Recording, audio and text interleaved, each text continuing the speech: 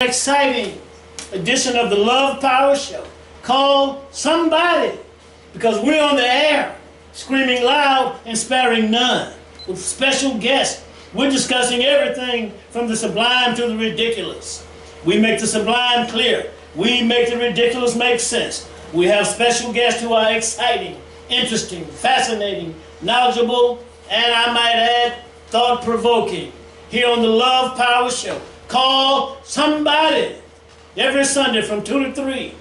If you want to grab a line at 327-3400 or get on the line at 327-2500. The only line we got is 2500. All right. I repeat, 901-327-2500. Debating the issues, taking positions, defining and defending those positions, offering analysis, presenting solutions to problems that the African-American community faces. And we provide leadership. Yes, I said leadership. And we are thought-provoking as well. In the studio with me today, to my right, Jeffrey Steele, the background in sociology and history, I might add. How's the audience doing today? Fantastic. Yeah, Talud El-Amin with a ton of experience, thought-provoking. Lonnie Simmons with a historical background as well. And we're expecting Omar Baruti in just a few minutes, and we know his background: insurance, housing, prison ministry. And there's one more that he does.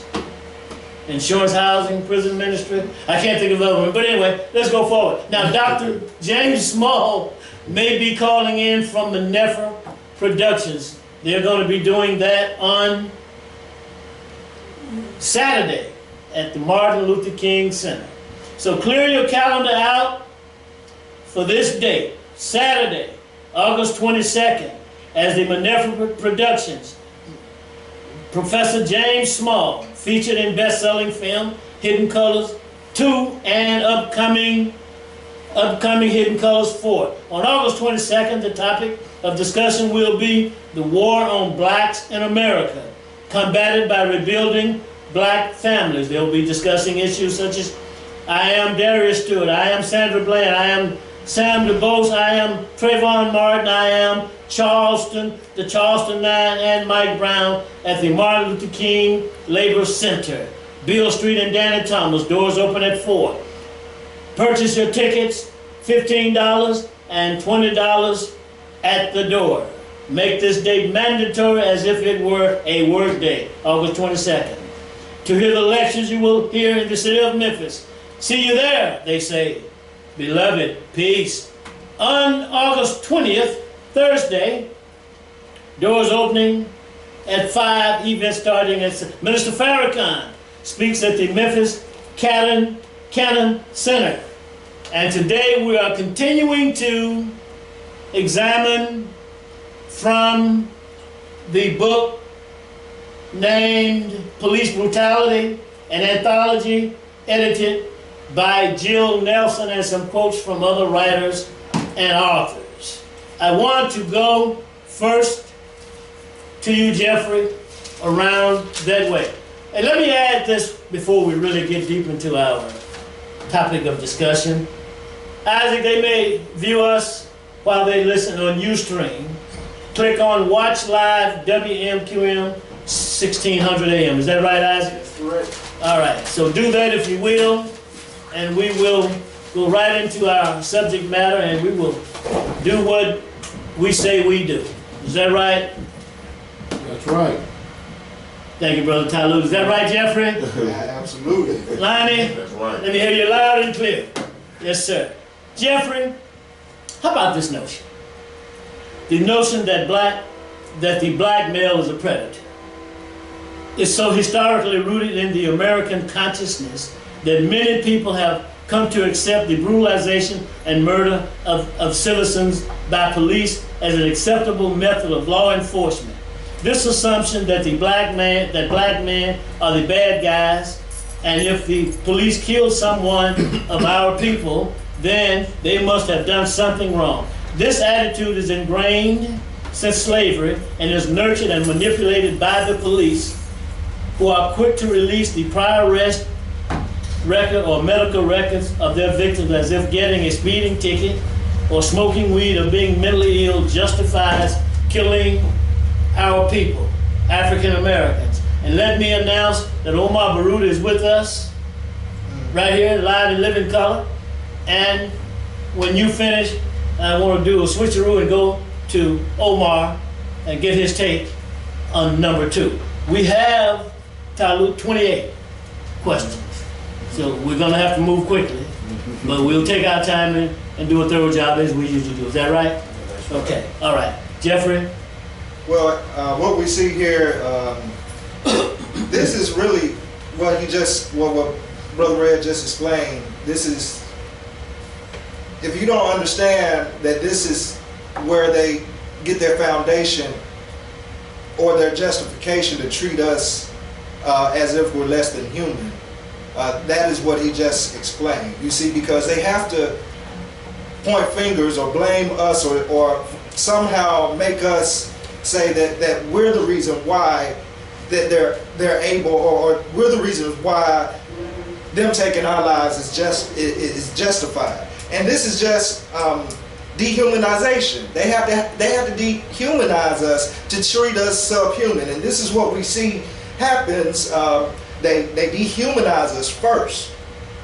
That is the very first thing. So, and that's what they show us on the media. And whatever they show us on the media, they're trying to paint a picture to where it's okay, and that the general consensus is that, well, this person that's laying down on the street or laying down in the grass, already dead with his handcuffed, with police officers standing above him, somehow he did something to where he deserved this treatment or deserved to lose his life, when really, in the cases of Sandra Bland or the young man who got pulled over in Ohio, Brother Du Bois, of course well, they were checking his license.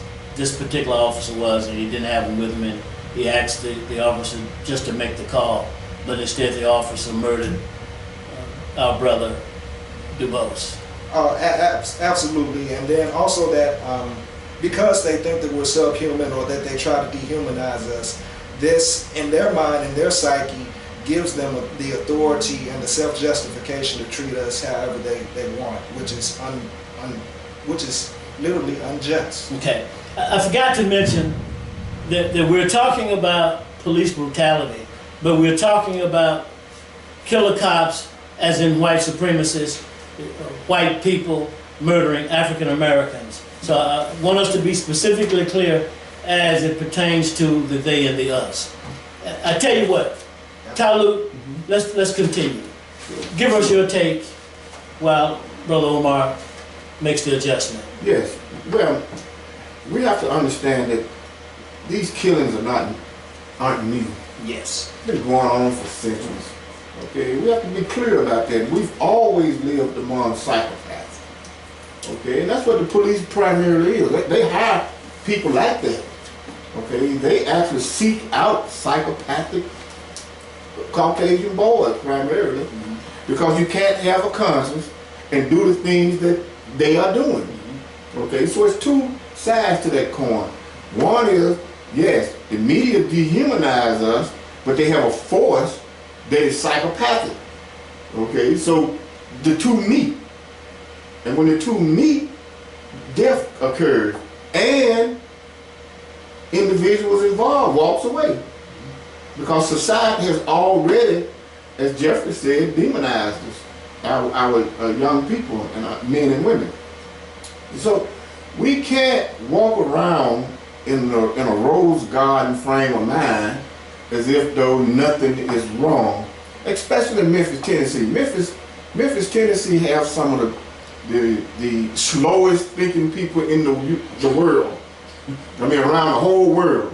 They are very, very slow. Something happens in California, it takes about 5 years before Memphians get it. And that's just a reality, you know. And so, but in Memphis, our people are walking around in little rose gardens, what my mother used to say, with rose-colored glasses on. Okay, they're thinking everything can't see a thing. Huh? Can't see a thing. Can't see a thing.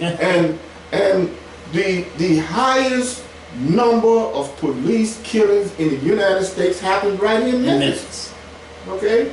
The most brutality is right here in Memphis, Tennessee. The most corrupt police officers are right here in Memphis, Tennessee. The most corrupt politicians are here. Okay? The most homicides are here. This is a terrible place to live in. And we're doing nothing about it. But we have all the power. But we won't do a thing about it. Right. Okay. Lonnie, Brother Talud is suggesting that African Americans, specifically men, and I've heard him call on African American men on several occasions on this show, have to do something about it. I'm going to throw my take in on it, and that is not going to change until we do something about it ourselves. I want to ask you. Speaker. Yes, go ahead, caller. Isaac. I want to holler at Isaac. You want to holler at Isaac? Can I get him? Look here. Is it true, Lonnie, that most white people believe that there is no systemic problem in the police department but just a few rotten apples? Is it your assessment, since you've been looking at this thing for a long time, that many, if not all, police officers, white supremacists, KKK, and they join the police department specifically? And while you're thinking about it and answering that question, let's think about the early 1700s and the way in which that process went with the lynching and the killing and the mobs to kill and murder African Americans specifically. You know, my opinion on that. Let me get this call. Hold it right there. All right, go ahead. Go ahead, caller. Welcome to the Love Hour Show. Brother Fadali. Brother Fodali, go ahead. Did you catch any of the first part of the show? Then we'll go to line. Okay. Give us your take on it. I hear it. You talking about police brutality? Yes, give us your take on it. Okay. Police brutality is police terror. It's another exercise of white terror, and often exercised by people who look just like us, who are neo-colonial agents, mayors of our cities, and police chiefs, such as in Memphis, A.C. Warden and Tony Armstrong. Okay. And it's under their administration that we often see the greatest kinds of police terror. In the last couple of years, more than 28 people have been killed by the police, 28 unarmed people killed by Memphis police. There's no other definition other than to say that it's terror. And this terror has been perpetuated from us and also in other forms, in other words, leads to greater mass incarceration of the black community. And I want to say that Amy Wyrick and Mark Luttrow and the police and the sheriff attempted to perpetuate longer sentences for us. This is also part of the white terror operation to keep us under the arm of the powers that still exist. But it's white power still, because we have not had a revolution, we have not overthrown any system, and we are seeing people operate in the same fashion that they've always operated. Okay. Police has a history of terrorizing Africans in the United States. Okay. Thank you for your call, Brother Fodali Bowl, everybody. All right. Okay. I want to go back to you, Lonnie. Excuse me for making that little mishap. This is new at this, so we'll need a minute to make the adjustment. But things should be better. In terms of your response to that question, what basically I heard Fodali say was basically the same thing that Talud said, essentially. And so, going back to the question, is it true that most white people, and if you want to, feel like to, put all that together, Talib, your statement, and Brother Fodalabo, that white people of privilege don't see a systemic problem? What we heard was galvanized into something systematic, just a few bad apples. And the essence of my question was, in your assessment, going back to the 1700s and the patty rollers and all that, white supremacists, KKK, most if not all, joined the police department, this is my analysis, specifically to murder black people. And you know, help us out. You know, if we look at the pattern and we go back to that history of the Civil War, if we use the Civil War as a reference point prior to slavery and after the emancipation, and we look at the treatment that was done towards the African Americans and the natives, we can look at it and analyze their reasoning, right? We can say, specifically after the Civil War, when the South lost, and when we look at the context of who was all involved in the battle, yeah, the North fought, but they forget to tell the story about the colored troops as well. So, you know, it's a natural hatred towards those that stood up in the war. Okay, so when we look at what happened after the Civil War, you know, think about it. We got emancipated Negroes all throughout the South. We just were defeated, speaking in the South elite white colonists, however you want to title them. But so it's a psyche of fear. We just lost this war to these who we call subhuman, 3/5 human, half beast, half man, that were not created in the image of God. So with that psyche, what I see is a root of either self-hatred amongst themselves, or because of the knowledge that they have about our origins and about themselves that we don't have, or they're either ignorant of that knowledge and just are continuing the tradition that they're taught of the self-hatred. So if we look, for example, we talk about what's her name, Jill Nelson, the police brutality. Yeah, edited by Jill Nelson. Okay, edited. Talking about the treatment that has been shown in history that the watchmen, you know, and now what we call today police officers.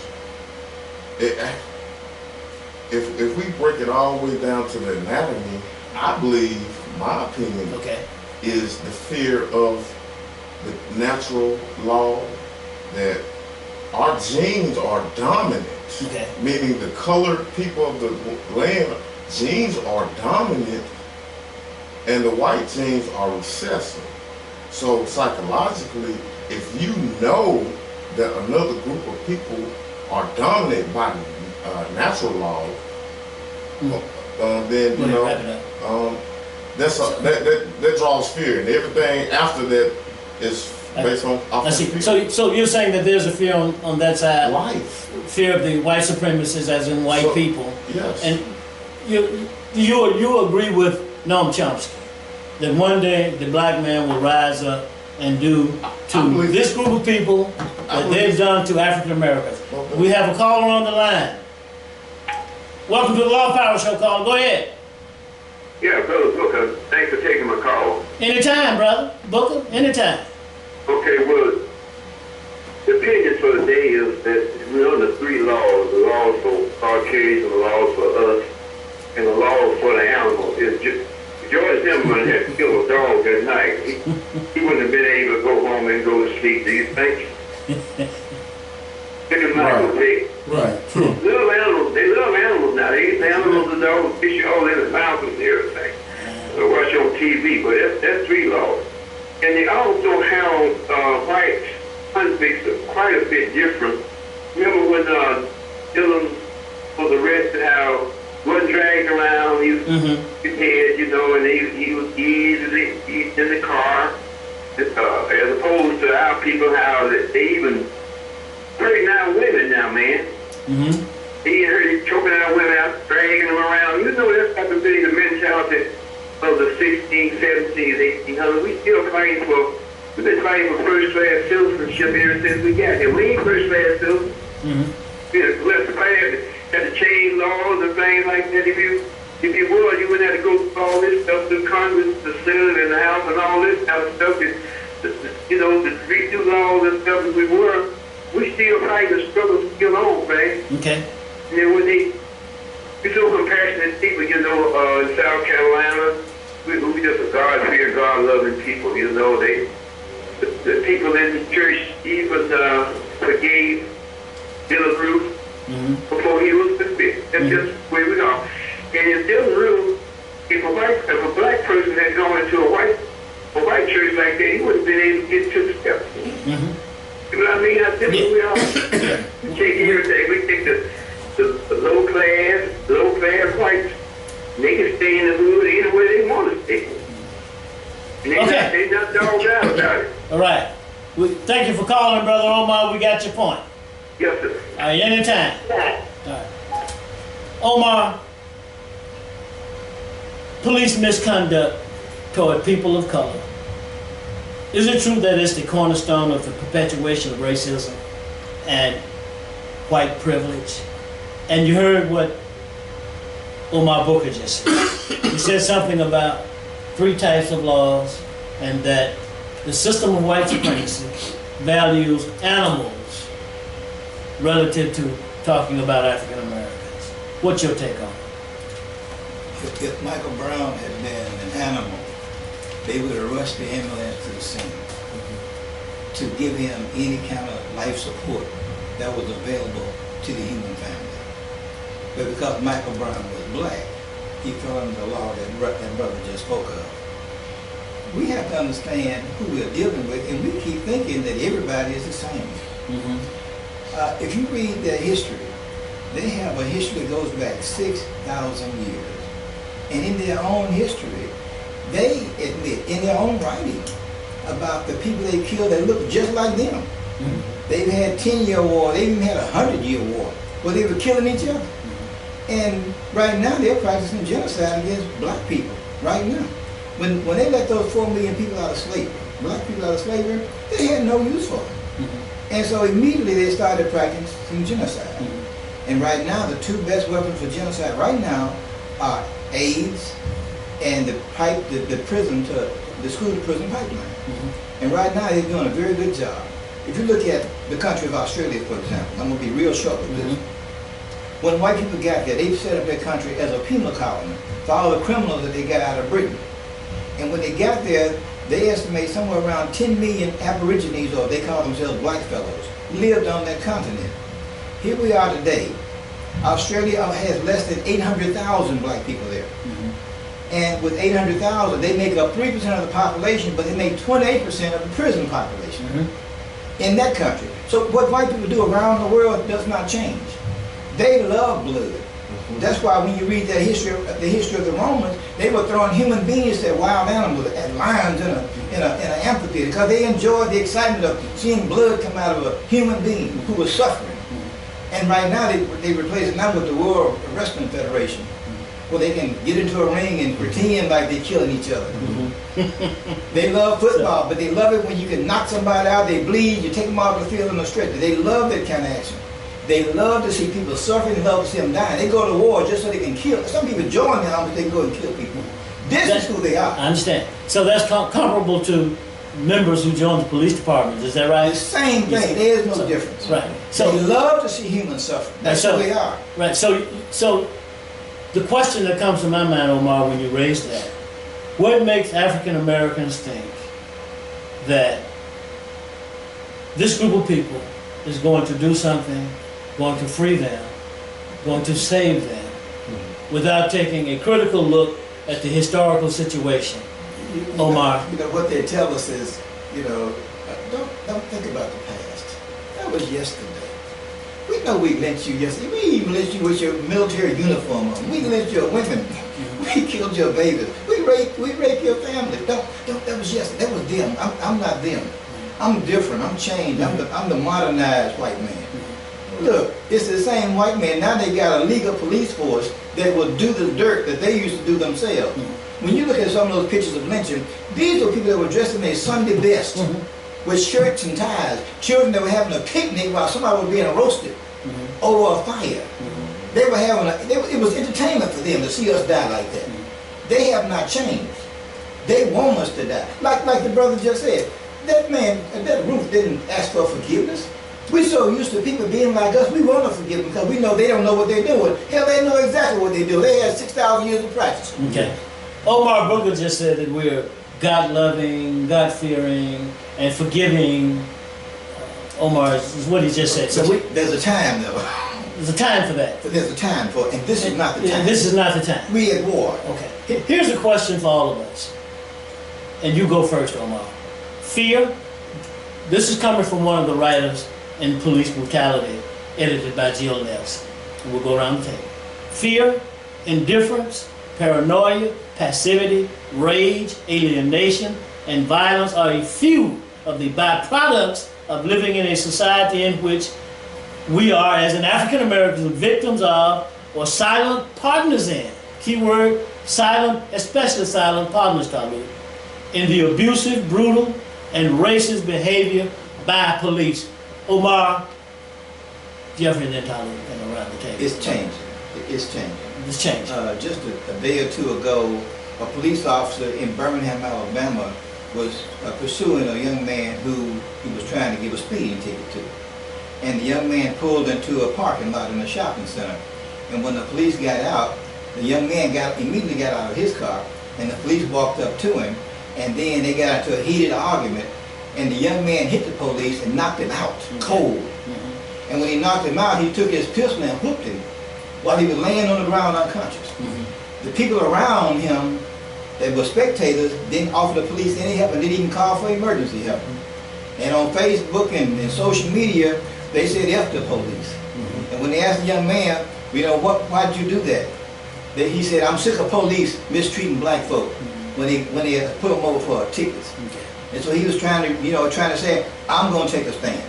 Now, they arrested him and charged him with attempted murder.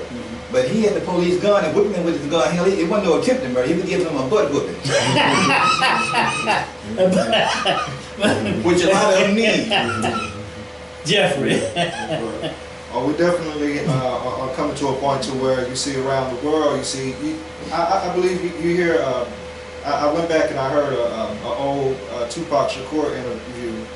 Pretty much the gist of it was saying it's only so far you can continue to push a people before they realize that they have to change their relationship and the way that they react to you, to the ones who are oppressing them. And so right now what we're seeing, I just want to correlate something here. One of the things that they say that made the civil rights movement so successful was that it got national and even international attention through the media. You see, the media was showing Dr. King marches. They were in Selma, and you can even now today still go on the internet and find video footage of this. But you see, this is where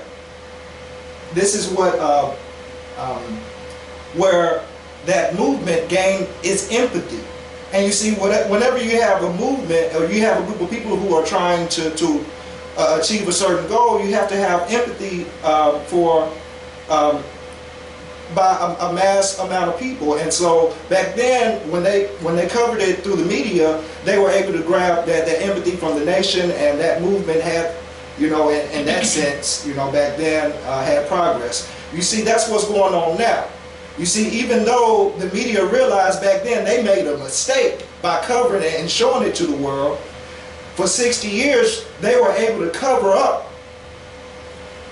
They were able to cover up their mistreatments of people around the world because they realized in the 60s they made a mistake. Well, you see what you see going on right now, now that we have these devices in our hands with the camera in our hands, Yes. and we can go to YouTube and post these videos, even though ABC, NBC, CNN, Fox doesn't want to cover it. Now they have to cover it because we're putting it out there. And this is what's gaining the empathy, and this is what is going to cause the people to start standing up against police brutality. Okay. This is one of the things that is allowing this particular movement to gain empathy. Thank you, Jeffrey. He said, Talu, this is one of the things that is allowing African Americans to gain empathy, and we can add some other progressive words to that. But in that statement, Talu, in view of what we've seen officers, the one, Dubose was fired and indicted immediately, and we've seen some progress made in this particular area. And in view of this statement, Talu, going forward is not quite enough, and those words we just spelled out. Give us your take on it. Did you need me to read it again? Much has been said since I read it. Yeah, try to read it For again. clarity, we see clarity right here. So let's do that. Fear, indifference, paranoia, passivity, rage, alienation, and violence are a few of the byproducts of living in a society in which African Americans are victims of or silent partners in abusive, brutal, and racist behavior by the police. And there's a lot to be said about that, but take off on it, Tyler, if you don't mind. Yeah. Well, we have to, as Americans, you know, under the present structure of our government, we have to,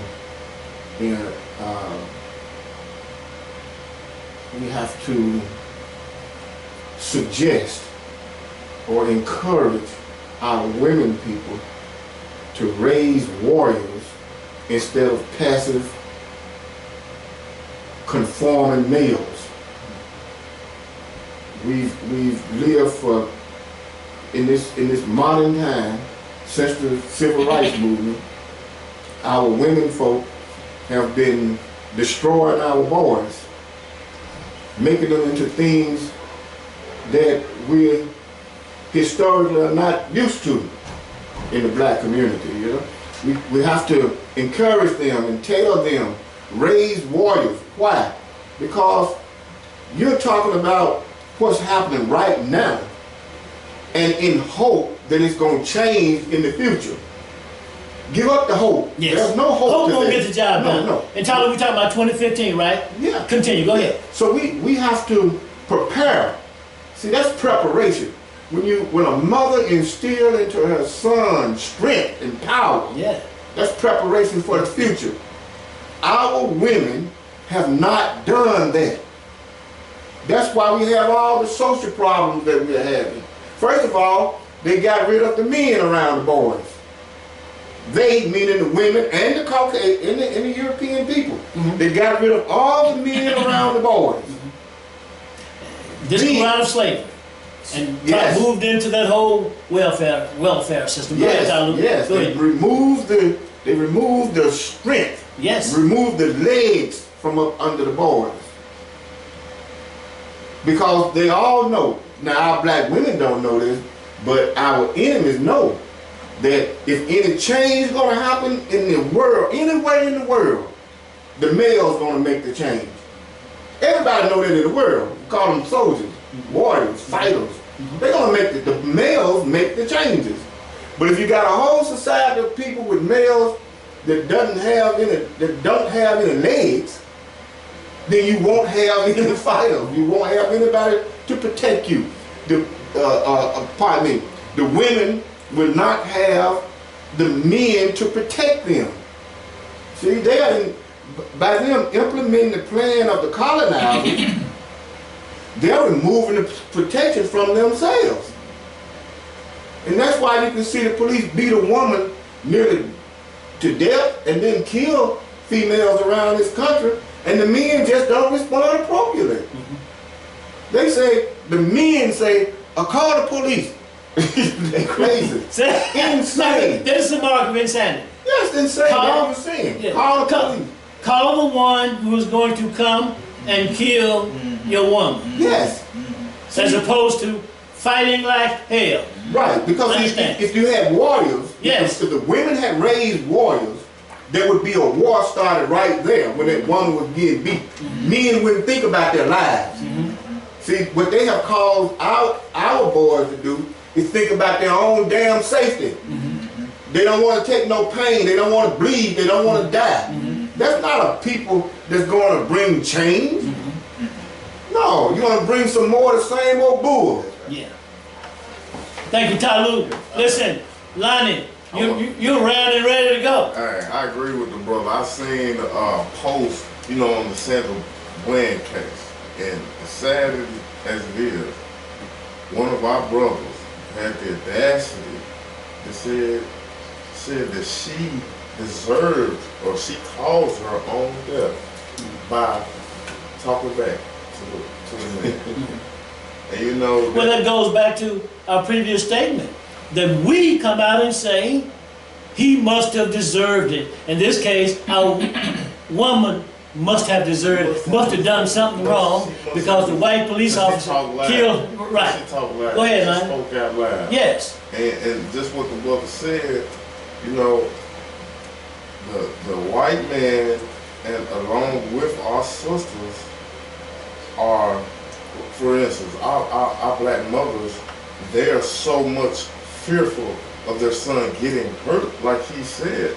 They're not gonna put them out and to train or to get in harm's way. They're so protective of the male son that there's no way that he's gonna learn that how to be that dominant protector if the male is not there to teach him how to be that dominant, that role. If for example, I'm not down in any single mother out there, but if her son doesn't have a male influence in his life, then I believe that's one of the reasons why we have a lot of effeminate men out here, because their tutor or trainer on how to be a man comes from a woman.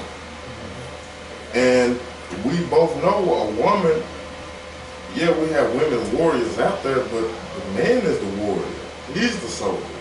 So if his training comes from a effeminate way, then how is he going to be in the front, And yeah, we have a lot of brothers that's growing up from single women. Not to say that they are not strong, and not to say that they don't have the capability to be strong, but the odds is, as current day situation, so we have less. We are the least population. They call us minorities, which that's another subject. Yeah. But if we are the minority and 80% of our male population is either have been incarcerated or incarcerated right now, then who's teaching the male generation now? And that goes back to what I was saying about when the brother said the psychopathic mentality of the white supremacists. It's that fear, because they know, for instance, if I'm in fear of this brother because I know he has this dominance, everything about him, his complexion, his physical structure, his mental, and then I know that I'm not all the way there compared. I'm weaker. To be blunt, I'm weaker than this man right here. Then my whole psyche on life is how to conquer that man from him, and his mentality might not even be on conquering me. But if I'm in fear that I will be conquered by this man, then I have to already have strategies in play just in case that happens. And that's what we're having now. We have a weaker race that is in fear that one day, we're gonna say, you know what, we're tired of this man. We're gonna show you how it's done. And that's that fear, man. You mentioned some things that are problematic in terms of family structure and social problems, which points back to what Taluk said. And Taluk continues, I'm gonna come right to you, Jeffrey. You're excited and ready to go, and I'd like to see that. But Taluk continues to be provocative. He continues to say things that many are not willing to say in terms of bringing into the discussion the aspect that is detrimental to African Americans in terms of family. Now, the event coming up Saturday, Dr. James Small is supposed to be talking about rebuilding the black family. Go ahead, Jeffrey. Then want to shift to Omar real quick. Okay, I just want to go back and change my word from what I said earlier. Not empathy, but those devices, these cameras that we have at our fingertips that we're able to post. This is what allows us to gain sympathy for our movement.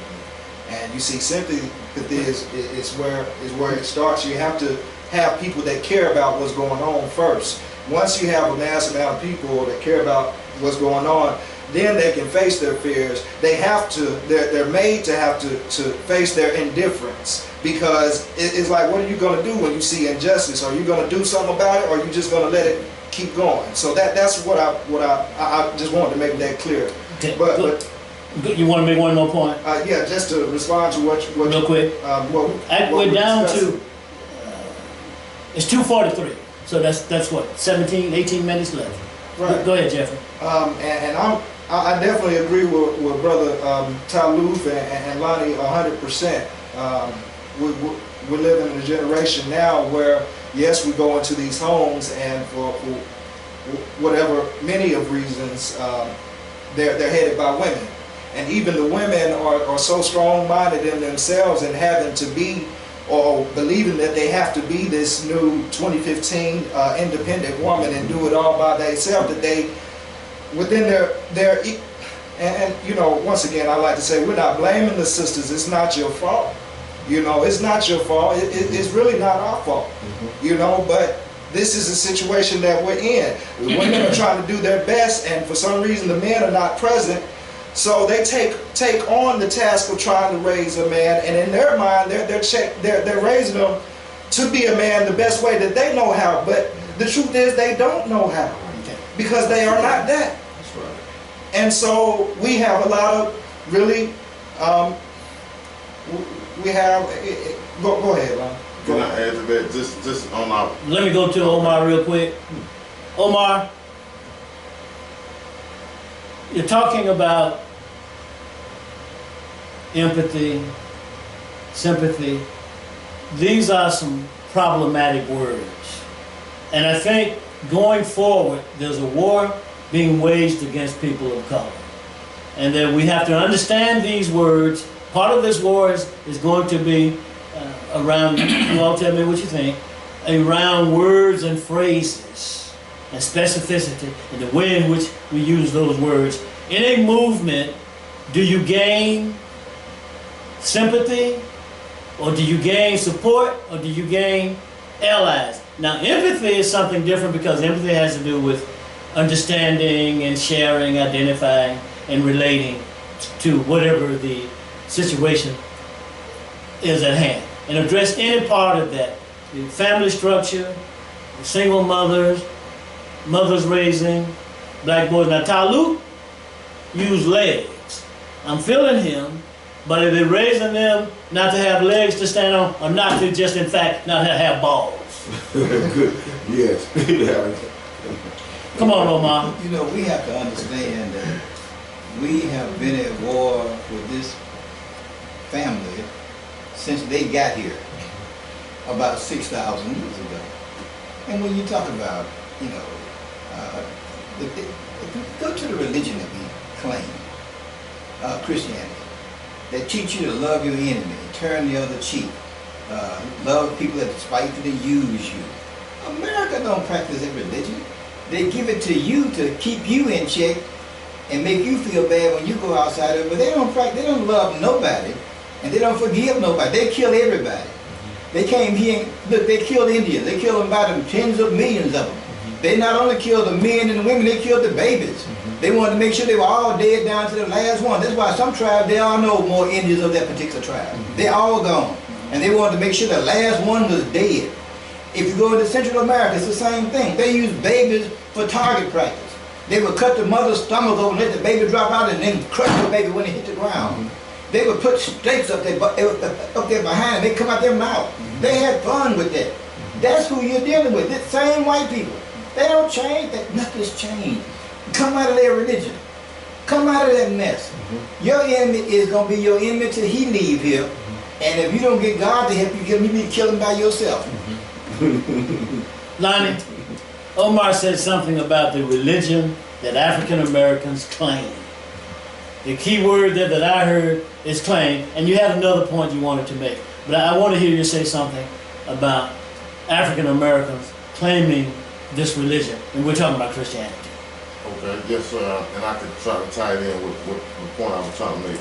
Just reiterate what the brother was saying about, you know, us, the women raising our men, and we were talking shows ago about the rite of passage, you know, in our ancient culture, and our men, our boys, our young boys were taken away from the community and with the elder men, and they were taught. They had to pass that phase in order to get to the next phase, right? So that's what we mean by our men are missing. You know, our boys are mostly being with the women now and not with other men, right? So that's what I was. Yes, mostly raised by women, by females. Yeah, so when they bring that into our religion, the head of the household is the woman. So if we're in war and I conquer your woman and I have her to have my religion, then her seed is going to have my religion. So I took that right there, you know. Yeah. So, and if she's not that one to hold or understand her roots, then the child will never get to the roots either. So, you know, we have that war right there. And another point, you know, I want to say when it comes to the psyche and our people, the darker races, you know, our spirituality, our love, you know, we have that towards other humans, whether you this color, that color, or whatever. That's shown. Mainly all the colors show that. But, you know, the history of the white race, like I said, when it comes to dominance, that psyche, they're trying to show their superiority over everyone, and that's sometimes how they justify their crimes even within religion, because by law, if I say that you are not fully human and you're less than my dog or my animal, then if I'm teaching my kids that the empathy that we're talking about, they won't have it because they don't see you as a full human. You're more like a animal that we can dispose of anytime we, you know, whatever. So that psyche, that is what's playing around. We're down to 10 minutes. And do not forget, on Thursday at the Cannon Center, a big event, Omar. Doors open at 5, event starting at 7. Ms. Farrakhan will be here speaking on justice or else. Is that right, Omar? Yes. And then on Saturday, Manefra Production is going to be presenting Professor James Smalls talking about rebuilding the black family as a counter to the war against black people. And Omar, you're doing the libations, right? Yes, sir. Yes, Right. sir. And I will be there myself in living color. But Omar, look, we have about 8 or 9 minutes and everybody's hand is up. Let's move with the quickness now. Omar, and then you, Dalu. You know, when we look at, you know, we're talking about the black man out of the home. You know, that was planned, and it's worked very well. Black women started latching on to white women in women's liberation. Black women have never been oppressed like white women, and they had no need to get with them. And when welfare came in, that was the worst thing we could have joined into, the welfare system where you couldn't have a man in the house. They would come into your house and check to make sure there was no evidence of a man living there. And if you had evidence of a man living there, you couldn't get welfare benefits, the free cheese and the other free commodities they got, and the free housing. So you had to get rid of the man to get the benefits.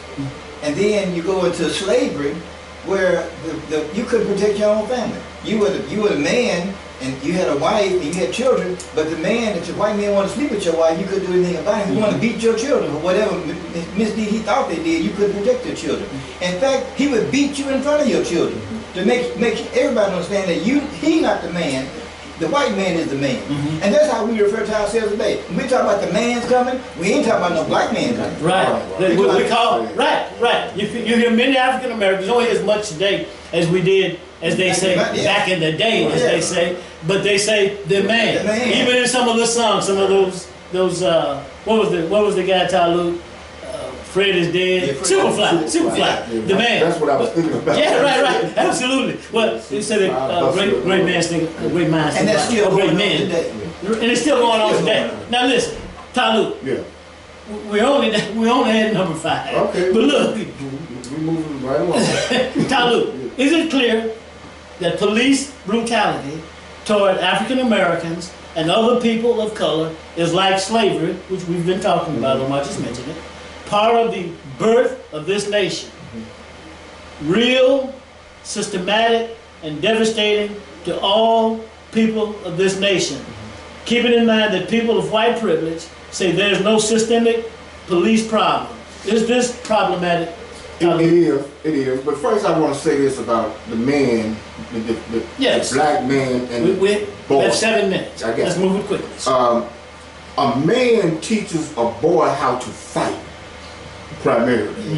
Okay, women got it all wrong. they think the man teach the boy how to play baseball, okay, how to play horseshoes.